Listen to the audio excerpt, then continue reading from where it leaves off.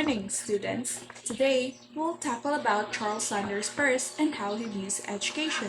But first, let us know who Charles Sanders Peirce is. He was an American philosopher, scientist, and mathematician born on September 10, 1839 in Cambridge, Massachusetts. He came from a family deeply rooted in academia, with his father being a distinguished mathematician at Harvard University. Peirce's intellectual journey was marked by a diverse range of interests, including mathematics, logic, philosophy, and the sciences.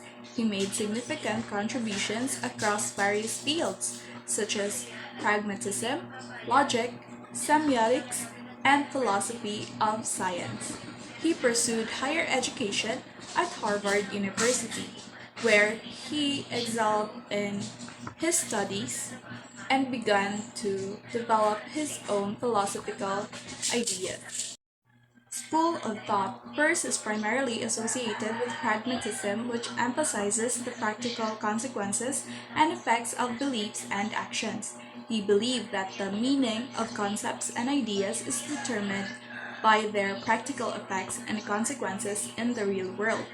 So since Peirce kay pragmatist, he believed that the meaning of ideas comes from their practical consequences, which is what happens when we put them into action. Goal of education. Peirce believed that the goal of education should be to instill the habit of inquiry and promote the development of critical thinking skills. He emphasized the importance of active learning, experimentation, and the continuous pursuit of knowledge. So for Peirce, ang main goal sa education is to teach the students to use their critical thinking skills, teaching them how to think for themselves.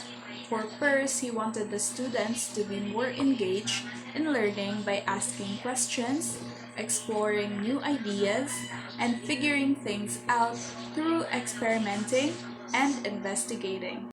Role of teachers. Peirce saw teachers as guides or facilitators of inquiry rather than just mere providers of information. He believed that teachers should encourage students to ask questions, challenge assumptions, and engage in independent inquiry to discover truth for themselves. So for Peirce, ang teachers kay more on guiding their students rather than just giving out information. Peirce thought that teachers should encourage students to be more curious and help them by finding answers on their own. Teachers should inspire their students to think critically and discover new things. An example for this, I think, is OBE or outcome-based learning. Since di ira ang teachers ang sole source of knowledge, they also facilitate their students to learn and discover on their own. Teaching method. Peirce advocated for interactive and experiential teaching methods that encourage active learning and inquiry. He believed in the importance of hands-on experimentation, problem-solving activities, and collaborative inquiry-based learning approaches. Peirce's teaching methods focused on fostering intellectual curiosity, creativity, and the development of logical reasoning skills in students.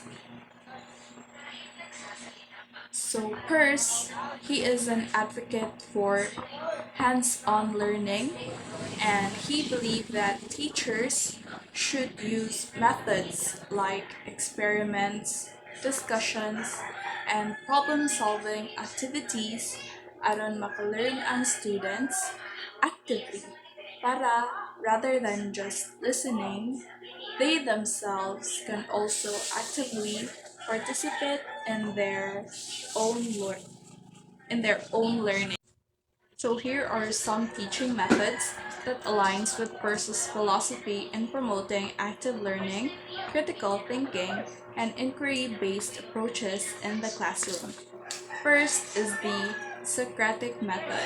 In Socratic method, ang teacher kay iyang i-engage ang iyahang students sa dialogues and questioning aron ma-stimulate ang critical thinking skills sa students. An example for this is asking an open-ended questions and encouraging discussion. Through this, the students are prompted to analyze and evaluate their ideas. Second is the problem-based learning or PBL. In this method, the teacher will give their students real-life problem or challenges. Through this Through this method, ilahang ma-incorporate ang ilang knowledge and skills regarding sa given problem, since there is a great probability nga naka-encounter na ang students og ingana nga situation kay real-life based man siya. Also, in this method, ang teachers kay more on guide sila sa students through their problem-solving process. Third method is the experimental method. In this method, the teachers can design activities and experiments that allow students to explore concepts, test hypotheses, and draw conclusions through direct observation and participation.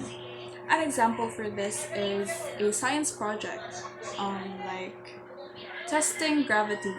Since you can explore more concepts and during the course of your experiment, you can test your hypothesis and draw conclusions through your direct observation. So the fourth and last method is the collaborative inquiry. In this method, teachers encourage their students in a collaborative learning environment. In this environment, students work together to investigate questions, solve problems, and construct knowledge, foster active engagement, and peer-to-peer learning. Teachers play a facilitative role by guiding discussions, providing resources, and offering feedback. Group output ang mga examples. Thank you for listening.